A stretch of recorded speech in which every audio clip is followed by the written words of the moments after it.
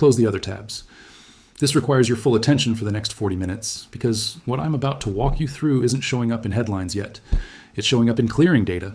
It's showing up in delivery requests. It's showing up in the quiet repositioning of central bank reserves that does not make noise until the math becomes undeniable. On February 14th, 2025, something shifted in the gold market that most people dismissed as noise. The COMEX registered inventory, the gold actually available for delivery against futures contracts, dropped by 2.1 million ounces in a single week. That's not a normal drawdown. That's not profit-taking. That's physical gold leaving the system at a pace that hasn't been seen since the early 1970s. Hold that number. We'll come back to it. Because this drawdown didn't happen in isolation. It happened the same week diplomatic cables began circulating about Greenland. It happened the same week the Danish krone saw its largest weekly deviation from the euro peg in 11 years. It happened the same week 3 separate European central banks filed unusual swap line requests with the Federal Reserve, requests that were denied. None of these things made front page news. All of them matter more than anything that did. Here's what I'm going to walk you through today. How a territorial negotiation over an Arctic island is forcing a repricing of what it means to hold dollar-denominated assets. Why that repricing is showing up first in gold, and what the delivery math tells us about where this ends. This isn't speculation. This is plumbing. And the plumbing is backing up. Let me establish something clearly. When I talk about gold, I'm not talking about the ticker symbol. I'm not talking about the ETF. I'm talking about the physical metal, the bars sitting in vaults that back contractual obligations. The difference between those two things is normally invisible. You buy a futures contract, you can take delivery, the system works. That assumption is what allows the entire paper gold market to function. And that assumption is what's being tested right now in ways that most market participants haven't fully processed. Think of it like a coat check. You hand over your coat, you get a ticket. The ticket represents your coat. As long as everyone believes they can redeem their ticket for their coat whenever they want, the tickets trade just like coats. But if suddenly everyone shows up at the same time, or worse, if people start to suspect there are more tickets than coats, the ticket price and the coat price diverge. That divergence is the signal. That divergence is what's happening now. The official story you're going to hear, the narrative that will be told on financial television and in newspaper columns, goes something like this. Gold is rising because of inflation expectations, because of geopolitical uncertainty, because investors are seeking safe havens.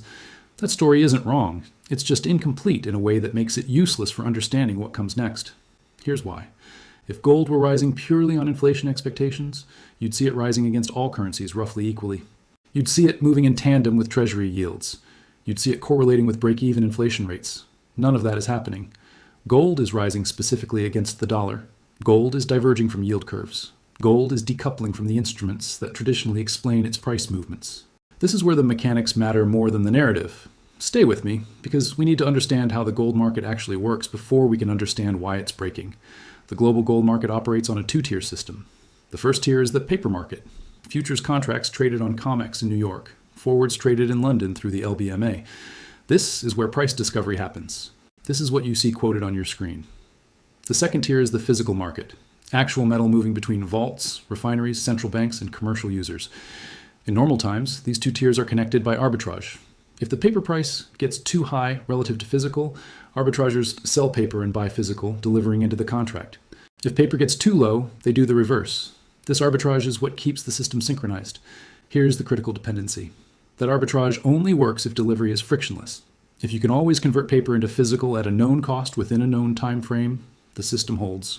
If you can't, if delivery becomes uncertain, delayed, or expensive, the arbitrage breaks down and the 2 tiers start moving independently. Now here's what's been happening since January. The cost to lease gold in London, the rate you pay to borrow physical metal, has tripled. Not increased, tripled. From roughly 0.3% to nearly 1% annualized. That's not a number that makes headlines, but it's a number that makes risk managers very uncomfortable, because it means physical gold is becoming scarce relative to the claims against it. At the same time, the spread between COMEX futures and spot gold, the basis, has inverted in ways that shouldn't happen under normal arbitrage conditions. When futures trade below spot, it means the market is paying you to take delivery now rather than later. That's a scarcity signal. That's the market telling you that physical gold today is worth more than the promise of physical gold tomorrow. Hold that thought. We'll connect it in a moment. Let me tell you what Greenland has to do with any of this, because on the surface, it seems unrelated. An Arctic island, rare earth minerals, territorial negotiations. What does that have to do with gold clearing in New York? Everything. Because Greenland isn't really about Greenland.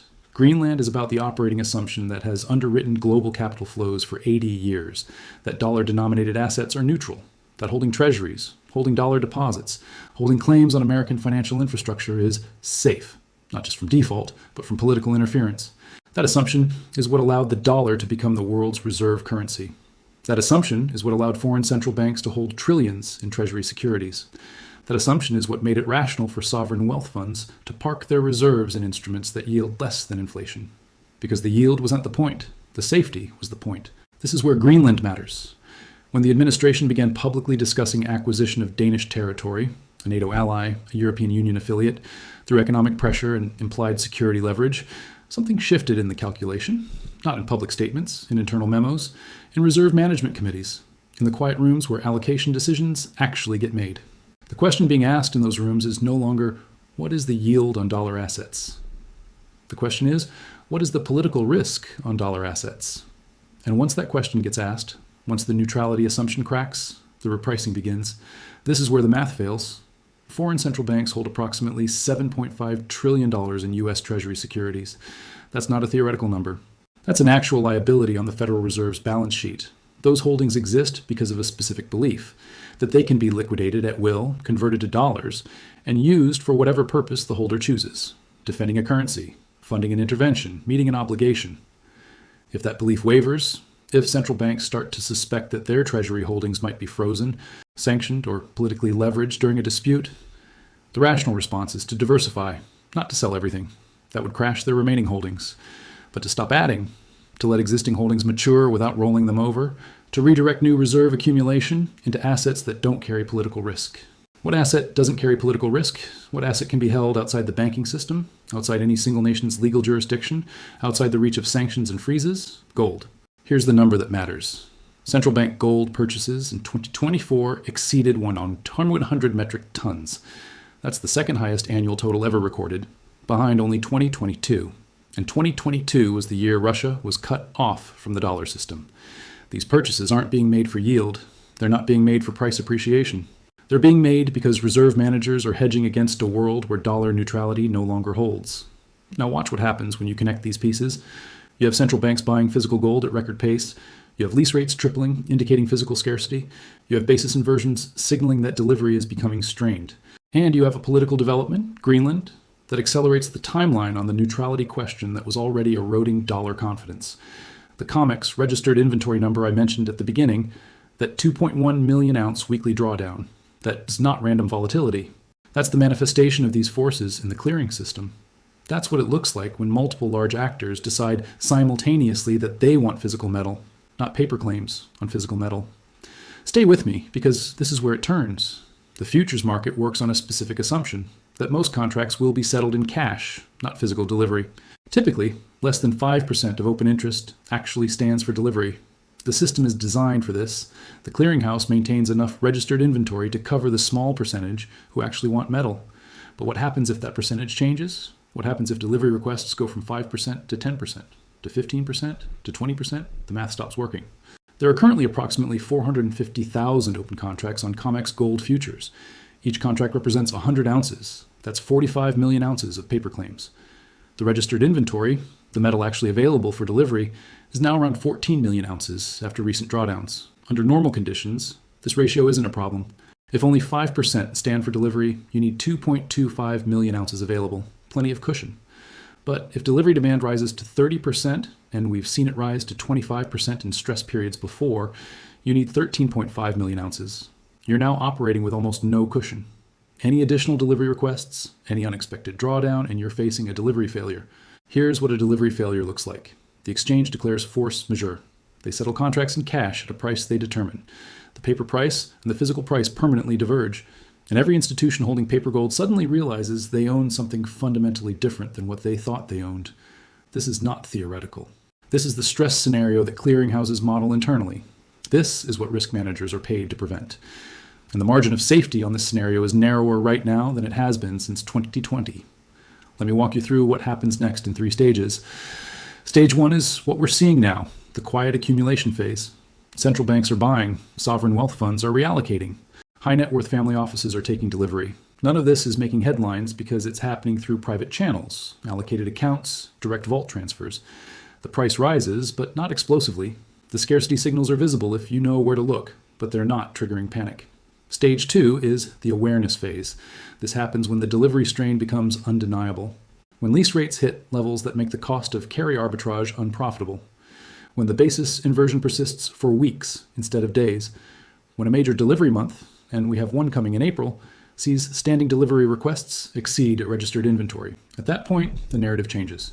It stops being gold is rising on inflation fears and becomes there is not enough physical gold to cover the paper claims. That narrative shift is what triggers stage 3. Stage 3 is the repricing phase.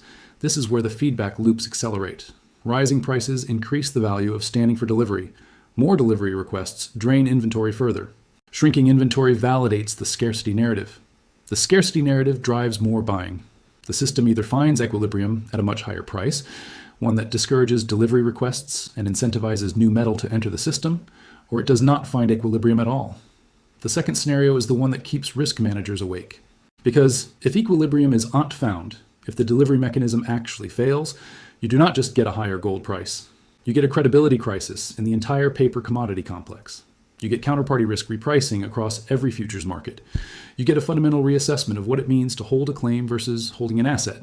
This is the dam breaking, not the water rising. Now let me tell you why Greenland accelerates this timeline. The neutrality question was already being asked. Russia's exclusion from the dollar system in 2022 already planted the seed. China's reserve diversification already signaled concern. But those could be dismissed as adversary behavior, not relevant to allied nations, not relevant to the core dollar system. Greenland changes that. When the United States applies economic and security pressure to a NATO ally, to Denmark, a founding member of the Atlantic Alliance, over territorial control, the question becomes unavoidable. If they'll do this to Denmark, what's the limiting principle? The answer, apparently, is there isn't one. And once that answer becomes clear, the rational response for any nation with significant dollar exposure is to reduce that exposure. Not because they expect to be sanctioned, but because they can no longer assume they won't be. This is the assumption that broke, not an assumption about inflation, not an assumption about interest rates, an assumption about neutrality, an assumption about the dollar system being a utility rather than a weapon. That assumption no longer clears for a growing number of reserve managers, and gold is the most immediate beneficiary of its failure. Let me describe what this looks like in practice, because the abstraction can obscure the mechanism. Imagine you are the reserve manager for a mid-sized European central bank. Not Germany or France, let's say Poland or the Czech Republic or one of the Nordic countries. You've traditionally held 60% of your reserves in dollar-denominated assets, 30% in euros, and 10% in gold. That allocation made sense when the dollar was neutral infrastructure. Now you're watching the Greenland situation unfold. You're watching an ally pressured. You're watching the implicit threat structure. And you're doing the calculation. If relations deteriorate over any issue, not just territory but trade or technology or defense spending, what's your exposure? You can't reduce your dollar holdings to zero. The practical constraints are too binding, but you can stop adding. You can let maturing treasuries roll off without reinvestment, and you can increase your gold allocation from 10% to 15%, maybe 20%. That's not panic selling, that's rational risk management. Now multiply that calculation across every central bank that isn't directly allied to US interests. Multiply it across sovereign wealth funds. Multiply it across pension systems and insurance companies that are starting to ask the same questions. The aggregate flow isn't visible in any single transaction, but it's visible in the clearing data, it's visible in lease rates, it's visible in inventory drawdowns, and it's accelerating. Here's the critical point. Gold supply is essentially fixed in the short term. Mining produces about 3,500 metric tons per year. Recycling adds another 200 tons. That's it. There's no production increase coming. There's no inventory release coming. The existing stock is approximately 200,000 metric tons. But most of that is jewelry, central bank reserves, or locked in private hands that won't sell at any realistic price. When you have fixed supply and accelerating demand, the price adjusts. When you have fixed supply, accelerating demand, and a delivery mechanism that's already strained, the price doesn't adjust smoothly. It adjusts in discontinuous moves. It adjusts through gaps. It adjusts in ways that destroy short positions and trigger cascade buying. The short interest in gold futures right now is concentrated among a small number of commercial traders, primarily bullion banks who run the paper market. Their short positions represent a bet that they can always deliver if called upon, that the arbitrage will always work, that physical scarcity won't become acute. If those shorts are wrong, if delivery demand exceeds their ability to source metal, they face unlimited losses on a rising price. Their response to a delivery squeeze isn't to hold and hope. It's to cover, to buy back their shorts at any price. And their covering is what produces the discontinuous move. This is where the paper price and the physical price finally converge. But they converge upward, not downward. The paper price rises to meet what the physical market has been signaling all along. Let me give you 3 outcomes to consider. The first outcome is impossible at this point, a return to the pre-2022 status quo, a world where dollar neutrality is unquestioned, where reserve managers hold treasuries without political risk hedging, where gold is just a commodity rather than a monetary alternative. That world is over. The question isn't whether it comes back. It doesn't. The second outcome is disorderly. A delivery failure, a force majeure declaration, a separation of paper and physical markets that triggers broader counterparty concerns. This outcome isn't inevitable, but it's no longer negligible. Call it 15-20% probability over the next 18 months. The triggering event would be a major delivery month, April or August 2025, where standing delivery requests exceed registered inventory and no emergency metal transfer can close the gap. The third outcome is managed repricing. Gold rises substantially but orderly. Delivery strains are resolved through higher prices that discourage physical demand and incentivize supply. The dollar loses reserve share gradually rather than abruptly. This is the base case. Call it 70% probability. It's still painful for dollar holders. It's still positive for gold, but it doesn't break the system. The remaining probability belongs to tail scenarios I can't model. Geopolitical events, policy responses, coordination failures that change the entire framework. What this means for you depends entirely on your existing position and your time horizon. If you hold paper gold claims, ETFs, futures, unallocated accounts, understand that you hold a derivative of the physical market, not the physical market itself. That distinction is normally meaningless. In a delivery stress scenario, it becomes everything. The decision of whether to convert paper claims to allocated physical metal isn't financial advice. It's a question of what risk you're actually trying to hedge. If you hold physical gold, understand that the price you see quoted on screens may not reflect the price at which you could actually buy more physical in a stress scenario. Premiums over spot are already elevated. They would become extreme in a delivery failure scenario. The strategic question isn't, should I buy gold? It's, do I already have enough for what I'm trying to achieve? If you hold dollar-denominated assets, and almost everyone does in some form, understand that the repricing is about the dollar collapsing.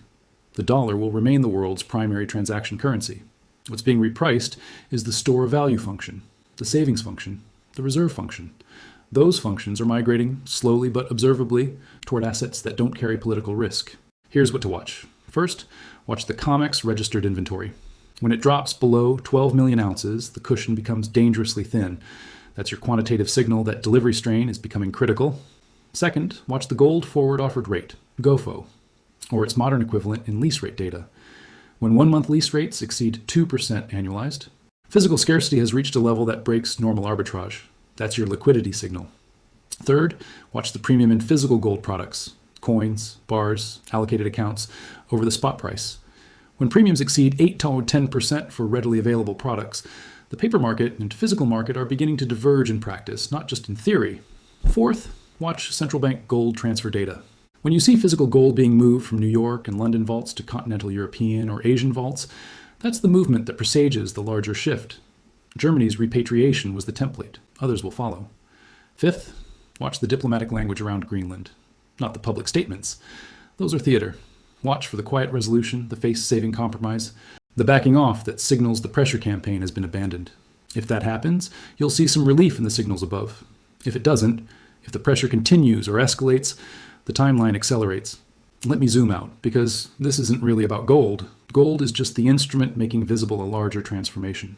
For 80 years, the international monetary system has operated on a specific architecture. The dollar as reserve currency, treasuries as the risk-free asset, American financial infrastructure as neutral plumbing. That architecture allowed the United States to run persistent deficits without consequence. It allowed dollar-denominated debt to be the safest asset in the world despite the debtor's fiscal trajectory.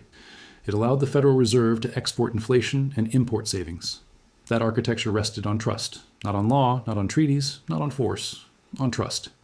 Trust that the system would remain neutral, trust that savings would be respected, trust that political disagreements wouldn't become financial weapons. Greenland didn't create the crack in that trust. The crack was already there, widening slowly since 2022, accelerating through every sanction and freeze and seizure that demonstrated the dollar system could be weaponized. Greenland simply made the crack visible to a class of actors who had previously looked away. What comes next isn't the end of the dollar. It's the end of the dollar's monopoly. A world of competing reserve assets, of partial de-dollarization, of gold returning to a monetary role it technically never lost, but practically abandoned. That world is messier, more volatile, more uncertain.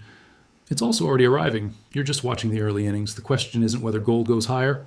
The supply-demand math makes that almost certain, absent a deflationary collapse that makes all assets fall. The question is whether the transition is orderly or disorderly, whether the paper market and physical market remain synchronized or diverge, whether the delivery mechanism holds or breaks. That question won't be answered by analysis. It'll be answered by what happens in April and August when the next major delivery months arrive. It'll be answered by whether inventory drawdowns continue or stabilize. It'll be answered by how many reserve managers look at Greenland and conclude that the assumption no longer clears. I'll be watching the data. You should be too. The question is not if the repricing happens. The question is how long the paper system holds before the physical reality asserts itself. That's always the question when price and value diverge. The divergence is visible now. The convergence is coming. The only uncertainty is timing. And timing in markets is everything until suddenly it's nothing at all. Stay sharp, stay positioned, and understand that what you're witnessing isn't a gold rally. It's a monetary regime change happening in slow motion, visible first in the places most people never look. This is where it starts. The clearing data, the delivery strain, the quiet repositioning. Everything else is just the narrative catching up.